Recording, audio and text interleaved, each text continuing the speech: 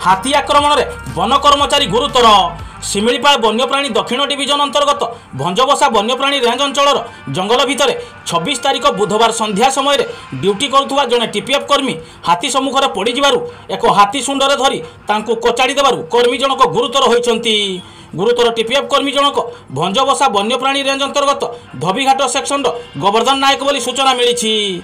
तांको घर ठाकुरुंडा ब्लॉक अंतर्गत केसडिया ग्राम बोली जमापड़ी। घटनास्थल जंगल भितर सांगरे थिबा सहकर्मी माने तांको उद्धार करी वन्यप्राणी विभाग गाड़ी रे चिकित्सा पई राति प्राय 10टा समय ठाकुरुंडा गोष्ठी स्वास्थ्य केन्द्र में भर्ती करथिले।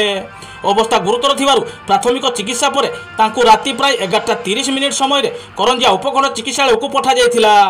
जंगली हाथी आक्रमण में तांकर छाती मुह और पिठी रे आघात होईछि। करंजिया स्वास्थ्य केन्द्र प्राथमिक चिकित्सा पर केन्दुझर उपखंड चिकित्सालय को स्थानांतर करा जायछि। मयूरभंज ठाकुरमुंडारू शेख राजू को रिपोर्ट, एसआर न्यूज एक्सप्रेस।